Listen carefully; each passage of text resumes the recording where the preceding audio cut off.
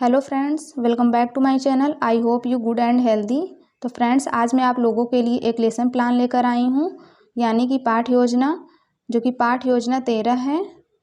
इसमें सबसे पहले दिनांक डालना है, कक्षा 6, 7, 8 कोई भी डाल सकते हैं आप। उसके बाद विषय, उपविषय, प्रकरण। तो आज का प्रकरण है औसत। चक्र अवधि। विद्यालय का नाम वही डालना है जहाँ पर आप टीचिंग करने जाएंगे। उसके बाद है सामान्य उद्देश्य। सामान्य उद्देश्य में 5 पॉइंट्स लिखने हैं। पहला पॉइंट है छात्रों में गणित के प्रति रुचि उत्पन्न करना। दूसरा पॉइंट है विद्यार्थियों में पूर्व ज्ञान से नवीन ज्ञान में संबंध स्थापित करना। तीसरा पॉइंट है विद्यार्थियों में गणित के प्रति रचनात्मक विकास उत्पन्न करना। चौथा पॉइंट है छात्रों में मानसिक शक्तियों का विकास करना। और पांचवा पॉइंट है छात्रों को गणित के महत्व से अवगत कराना। उसके बाद है विशिष्ट उद्देश्य। विशिष्ट उद्देश्य में 3 हेडिंग्स डालने हैं।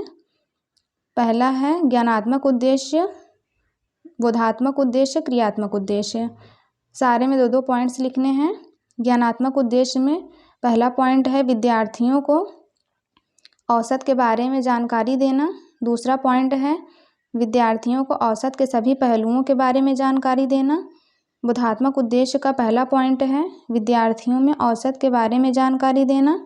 दूसरा पॉइंट है विद्यार्थी औसत को बोधगम्य कर सकेंगे। क्रियात्मक उद्देश्य का पहला पॉइंट है विद्यार्थी इस पाठ के ज्ञान को भविष्य में आने वाली कठिनाई का सामना कर सकेंगे। तो आगे बढ़ते हैं।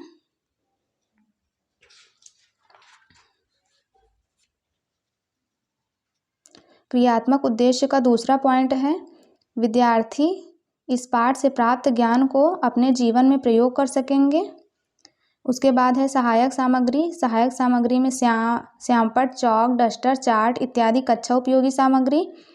पूर्व ज्ञान में विद्यार्थियों को औसत के बारे में सामान्य जानकारी है। उसके बाद 5 कॉलम्स बनाने हैं, जो कि पहला है शिक्षण उद्देश्य, दूसरा उद्देश्य एवं विशिष्टीकरण, छात्राध्यापिका क्रिया, विद्यार्थी अनुक्रिया, शिक्षण बिंदु। शिक्षण उद्देश्य में प्रस्तावना लिखना है। उद्देश्य एवं विशिष्टीकरण में विद्यार्थियों के पूर्व ज्ञान नवीन ज्ञान से संबंध स्थापित करना। छात्राध्यापिका क्रिया में पहला प्रश्न है आपकी उम्र क्या है, तो बच्चे आंसर देंगे 12 वर्ष। दूसरा प्रश्न है आपके किसी 2 दोस्तों के उम्र बताओ, अपने किसी 2 दोस्तों के उम्र बताओ, तो बच्चे आंसर देंगे 12-13 वर्ष। तीसरा प्रश्न है आपकी और आपके दोस्तों की उम्र का योग बताओ, 12 + 12 + 13 कुल मिलाकर 37 वर्ष। चौथा प्रश्न है इस योग में आप लोगों की संख्या से भाग दें तो क्या होगा, तो आंसर इसका आएगा 12.33। बच्चे इसका आंसर देंगे। उसके बाद 5वां प्रश्न है इस प्राप्त संख्या को गणित में क्या कहेंगे, तो ये समस्यात्मक प्रश्न हो जाएगा। बच्चे यहाँ पर मौन हो जाएंगे, यहीं से आपका प्रकरण निकल कर आ जाएगा। तो आगे बढ़ते हैं।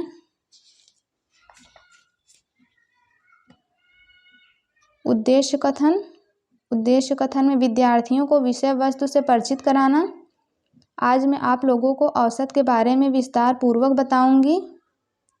विद्यार्थी ध्यान पूर्वक सुन रहे हैं, ये कथन विधि हो जाएगा। प्रस्तुतिकरण, पाठ को सरल एवं सुविधापूर्वक प्रस्तुत करना।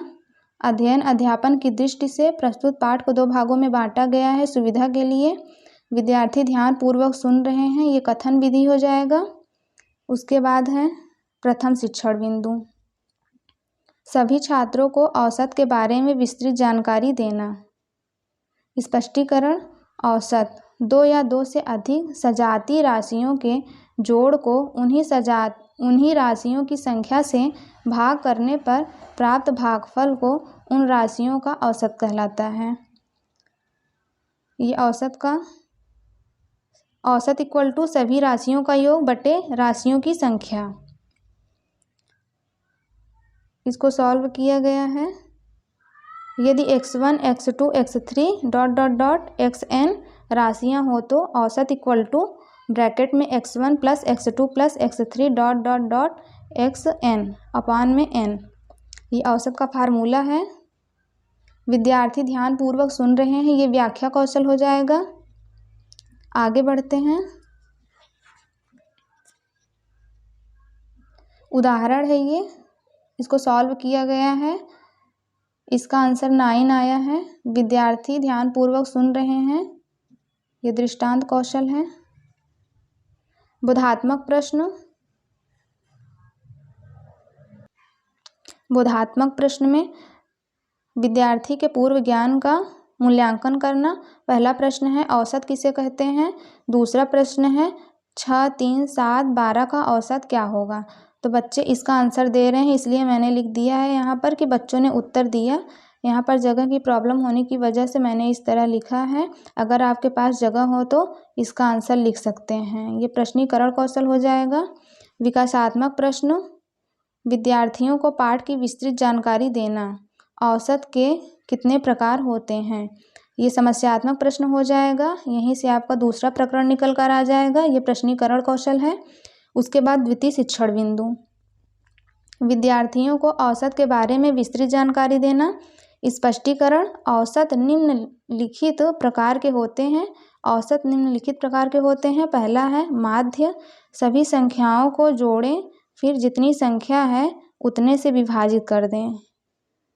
ये माध्य का फार्मूला है। विद्यार्थी ध्यानपूर्वक सुन रहे हैं। ये व्याख्या कौशल हो जाएगा। तो आगे बढ़ते हैं।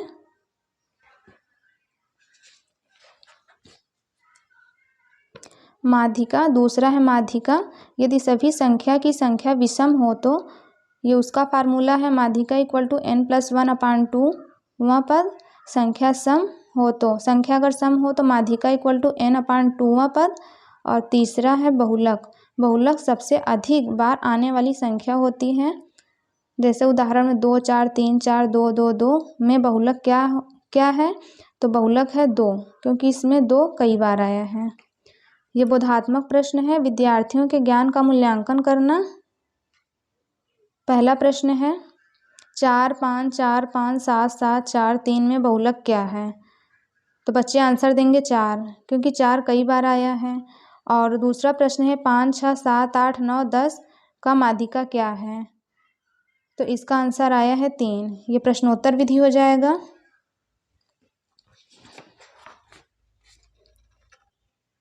श्यामपट्ट कार्य। सभी विद्यार्थियों के प्राप्त ज्ञान को पुनः स्मरण करना। ये श्यामपट्ट कार्य है। विद्यार्थी ध्यानपूर्वक देख कर लिख रहे हैं। ये श्यामपट्ट कौशल है, हो जाएगा। निरीक्षण कार्य। विद्यार्थी अपनी उत्तर पुस्तिका में श्यामपट्ट का सारांश उतारेंगे। छात्राध्यापिका छात्रों को श्यामपट्ट का सारांश अपनी उत्तर पुस्तिका में साफ, सुंदर व शुद्ध शब्दों में उतारने का आदेश देगी। विद्यार्थी अपनी उत्तर पुस्तिका में श्यामपट्ट का सारांश उतार रहे हैं। ये निरीक्षण कार्य हो जाएगा। उसके बाद पुनरावृत्ति प्रश्न। विद्यार्थी संपूर्ण पाठ को एक साथ पुनः स्मरण करेंगे। ये पहला प्रश्न है। पहला प्रश्न का आंसर बच्चों ने 7.2 दिया है। दूसरा प्रश्न है औसत किसे कहते हैं। और तीसरा प्रश्न है 4, 3, 7, 3, 9, 11, 3 का बहुलक क्या होगा। तो बच्चों ने आंसर दिया है कि 3। ये प्रश्नोत्तर विधि हो जाएगा। उसके बाद गृह कार्य। विद्यार्थियों के ज्ञान के अभ्यास द्वारा सुदृढ़ करना। बहुलक किसे कहते हैं। दूसरा है माध्य किसे कहते हैं। तीसरा है 2, 4, 6, 4, 7 में बहुलक क्या है। विद्यार्थी गृह कार्य उत्तर पुस्तिका में उतार रहे हैं। ये अभ्यास विधि हो जाएगा। तो ये लेसन प्लान यहाँ पर कंप्लीट होता है। आई होप कि ये वीडियो आपके लिए हेल्पफुल रही होगी। Thank you for watching my video. ऐसे ही वीडियो पाने के लिए चैनल को लाइक और सब्सक्राइब करें। Thank you.